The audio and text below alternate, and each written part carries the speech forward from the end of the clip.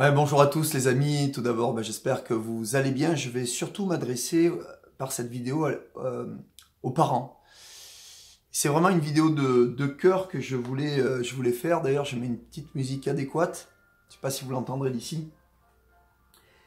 Mais je crois qu'il est vraiment important pour nous, en tant que parents, de prendre conscience des besoins de nos enfants, de nos proches en général, nos amis, nos familles, notre famille, les gens pour lesquels on compte, ça peut être nos fournisseurs ou autres, mais pour nos enfants.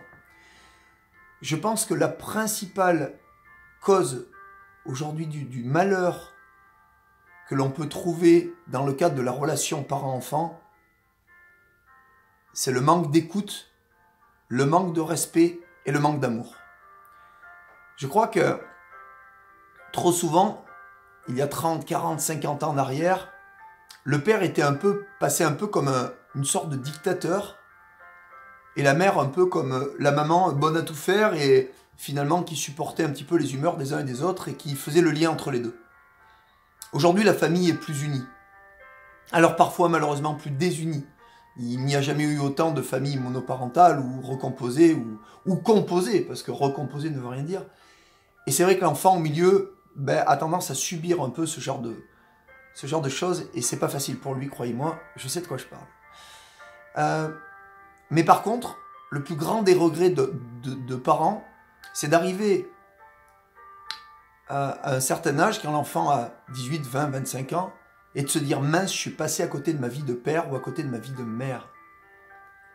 Et je vous dis ça parce que moi j'ai des enfants qui commencent à grandir, 15 et 11 ans, bientôt 16 et 12 ans cette année, et je me dis que oui, j'ai eu des regrets. On dit qu'il vaut mieux avoir des remords que des regrets. Mais je crois que le plus important, je suis en train de vivre. J'ai la chance d'être à mon compte, d'être indépendant, de pouvoir vivre de ma passion, de mon activité. Alors il y a bien sûr des contraintes dans tout métier, mais j'ai fait le choix de mettre mes enfants en priorité dans ma vie jusqu'à ce qu'ils atteignent l'âge de raison, l'âge adulte, la maturité nécessaire pour faire leur choix. J'ai la chance de faire beaucoup de sport avec eux, mais je crois que le plus beau cadeau que je peux leur faire, c'est pas de leur acheter des box, des cadeaux, ou je ne sais quoi, même s'il ne manque pas de grand-chose. Mais je crois que le plus important n'est pas le matériel, mais bien l'amour, la considération et le temps que je leur donne et qu'on échange ensemble. Parce que, en tant que père ou mère, parfois on se trompe. On se donne beaucoup trop de responsabilités, trop d'importance dans leur vie. Oui, on en a. Mais, attention, nous ne sommes que des guides. Nous ne sommes que des accompagnants, peut-être des éducateurs, pour leur montrer le chemin. Mais à un moment donné, je vois que j'ai un fils qui va avoir 16 ans bientôt, c'est aussi de leur faire confiance, tout en contrôlant un petit peu ce qui se passe parfois, mais en étant un guide de bon sens.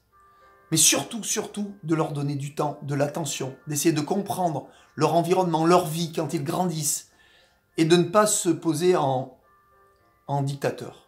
Je vous parle et je me parle en même temps.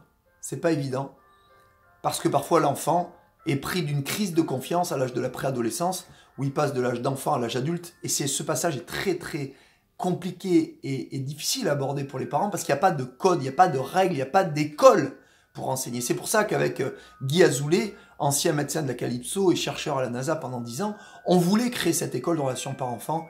Paix à ton âme, Guy, je pense très fort à toi.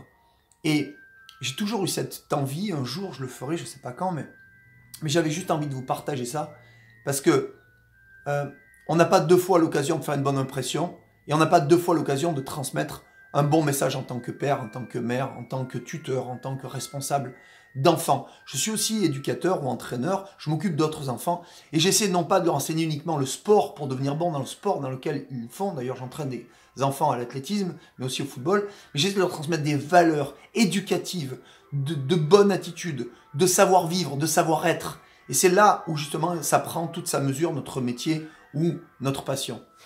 Et nous, en tant que père et mère, ce qu'on doit à nos enfants, c'est d'être présent, d'être dans une écoute active, d'essayer de répondre à leurs besoins et parfois de les pousser un petit peu ou au contraire de les retenir. Oui, ça aussi c'est notre rôle, mais tentez de trouver la juste mesure. Alors, si vous n'y arrivez pas, si vous êtes dépassé, si vous connaissez des amis qui se sentent dépassés par ce rôle, qui n'est pas un rôle facile, qui est le plus beau métier du monde, que j'aime faire à temps plein, en tout cas en ce qui me concerne, mais je dois dire que ce n'est pas simple.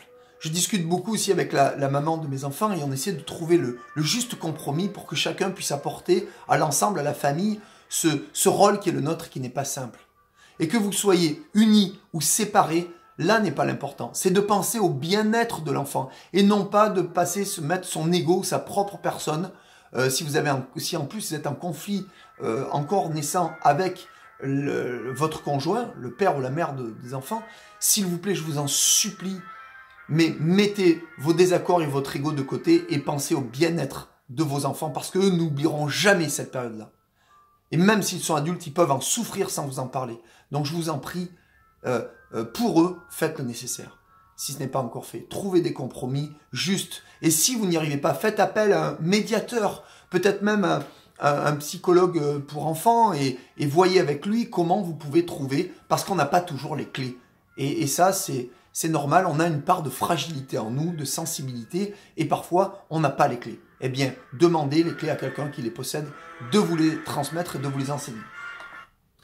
Maintenant, ce que je voulais voir avec vous, excusez-moi pour cette musique de fond, c'est que transmettez de l'amour. L'amour, même s'il est maladroit, sera reçu par l'autre, sera reçu par vos enfants. Ils comprendront. Donnez-leur, faites-leur confiance. Laissez-les prendre des risques aussi, je vous en prie. Et dites-vous juste une chose.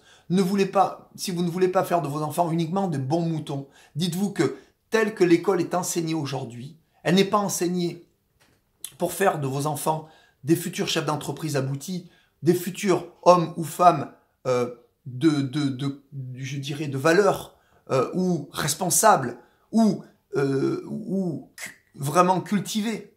L'école va simplement leur apprendre une infime part des 8 formes d'intelligence dont votre enfant aura besoin. Est-ce qu'on développe l'intelligence émotionnelle des enfants à l'école? Non. L'intelligence relationnelle? Non. L'intelligence d'entreprise et financière? Non. Comprenez bien une chose, c'est qu'en insistant, en voulant faire de vos enfants des enfants qui ont que des bonnes notes, ils auront des bonnes notes dans l'instant présent, dans un système qui n'est plus adapté au XXIe siècle et qui n'est plus adapté depuis 30 ans, même depuis toujours d'ailleurs, et puisque on impose à nos enfants des matières dont ils n'ont pas de passion et dont malheureusement les enseignants n'ont plus de moyens et certains ne font pas passer une passion. Et on sait que on apprend 10 fois plus en étant passionné par une matière ou par un enseignant que si on ne l'est pas. Donc imaginez-vous tout le travail que doivent faire certains enseignants quand on rentre dans une salle de cours. Excusez-moi, vous avez été enfant, parfois on s'ennuie, vraiment globalement on s'ennuie, et en plus l'enseignant ne nous donne pas d'intérêt, ne nous fait pas passer une passion, n'aime peut-être même pas ce qu'il fait, et du coup aujourd'hui l'éducation nationale malheureusement ne donne peu ou pas de moyens à ces enseignants-là. Mais ce que je voulais vous dire, le message que je veux vous faire passer, c'est qu'en tant que père et mère, ne regrettez jamais ce que vous êtes en train de faire et ne passez pas à côté de quelque chose parce que vous pourriez le regretter toute votre vie et malheureusement vous ne pourrez plus revenir en arrière. Comme je dis toujours, on peut aller voir son banquier pour faire un prêt d'argent, mais on ne peut malheureusement pas faire un prêt de temps. Voilà. Je vous souhaite vraiment le meilleur. J'ai oublié plein de choses. Je voulais vous dire plein de choses, mais voilà, j'ai essayé de parler avec mes tripes, avec mon cœur. En tout cas, moi, je suis très fier de la relation que j'ai avec mes enfants, que nous avons avec nos enfants, et je vous souhaite vraiment de trouver cet équilibre. Alors, on n'est pas des parents parfaits, je ne suis pas un père parfait, loin de là. Mais justement, je vous invite aussi à prendre un livre. Moi, j'étudie en ce moment le livre de François Dolto sur l'adolescence. J'essaie de comprendre comment fonctionne la psyché déjà des parents, le message qu'on doit faire passer, comment on doit s'y prendre, quel type de choses on peut faire pour s'améliorer en tant qu'être humain, en tant que père, en tant que mère.